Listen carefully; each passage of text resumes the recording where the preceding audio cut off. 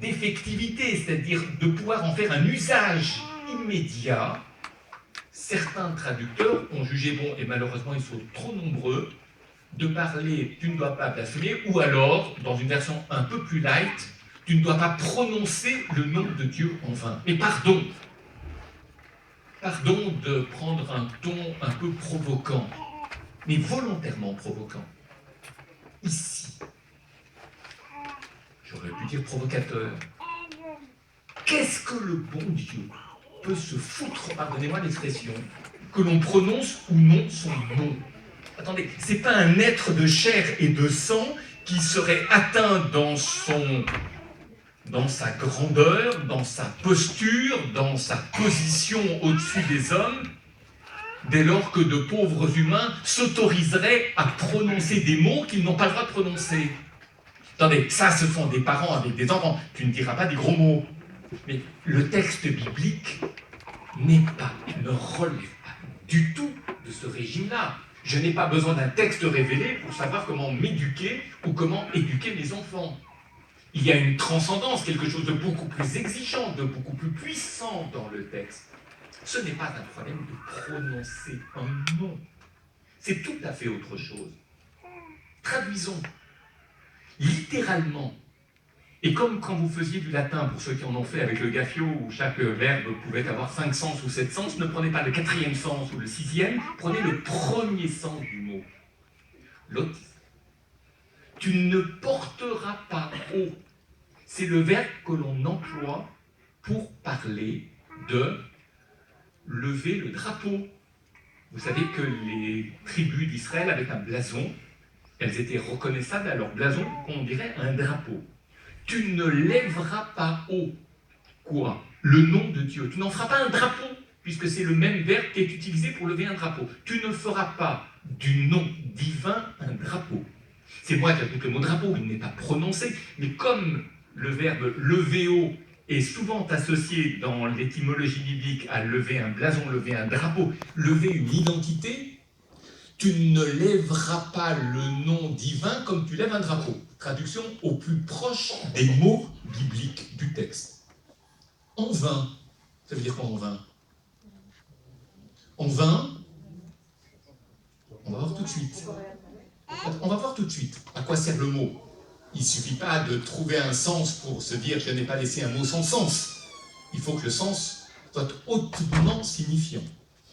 Et puis on a cette deuxième partie du verset qui lo yonake Hachem, car Dieu ne laisse pas impuni. Vous allez souvent en Israël, il est un mot que vous entendez en hébreu moderne. Comment dit-on la propreté, être propre en Israël? Naki. Et la propreté, c'est vrai, est une des traductions du mot naki.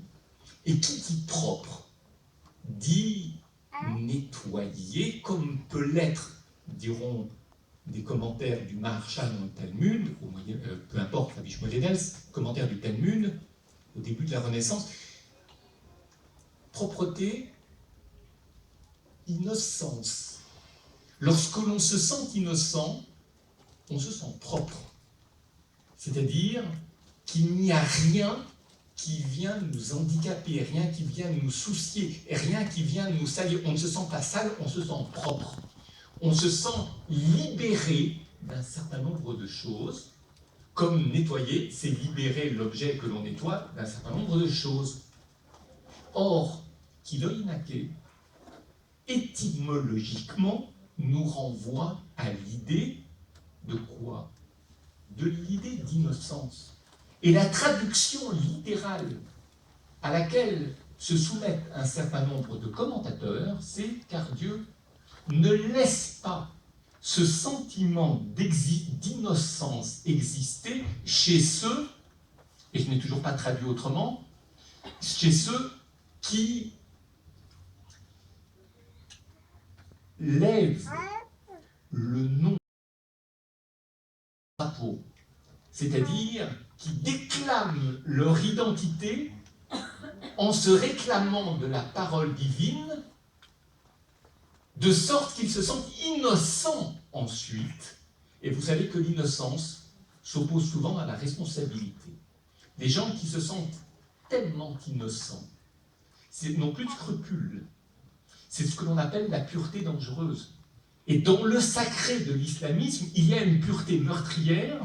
On est ou innocent, ou coupable, et quand je dis coupable, gravement coupable. Il n'existe plus de régime intermédiaire. Alors je reviens au verset biblique. Que dit-il ?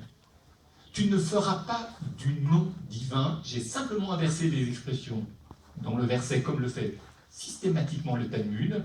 Ce n'est pas de la déconstruction, c'est simplement libérer le souffle du verset au-delà du verset, comme aurait dit Emmanuel Levinas, libérer le souffle du verset en inversant les termes de manière à ne pas être prisonnier d'une certaine idée que l'on se fait de la logique qui conduirait la mise en ordre des mots. C'est la méthode du Talmud. C'est donc quoi ? C'est donc que, ici, le nom divin ne peut te servir de drapeau. Parce que si tu te sers du nom divin comme d'un drapeau, tu vas te sentir innocent, ce qui veut dire que tu auras sacralisé le nom divin, et chaque fois que tu agis de la sorte, ce sentiment d'innocence que toi tu éprouves et que Dieu peut constater, le met en colère, et à ce moment-là, tu as transgressé quelque chose de grave. Je résume mon propos, c'est comme des cercles concentriques de plus en plus petits pour aller à l'essentiel. Vous savez, lever haut, en français, cela se dit emblématiser, faire un emblème. Tu n'emblématiseras pas le nom divin. Et ce qui est intéressant, c'est qu'il est dit le nom du tétragramme, ton éternel, c'est-à-dire ton Dieu. 3 mots pour qualifier Dieu, ce qui est beaucoup, ce qui est énorme, donc il faut le comprendre. La part du divin qui relève du langage, qui relève des mots, qui relève ce que l'on appelle dans le sémitisme le sem, c'est-à-dire la capacité en mettant en mots à désacraliser les identités et à leur permettre de discuter, d'être porteurs de paroles de vie, voire de contester, voire de penser, et de voir qu'en tout lieu, en tout objet et en toute personne, il y a des parts de vérité que l'on appelle la parole divine,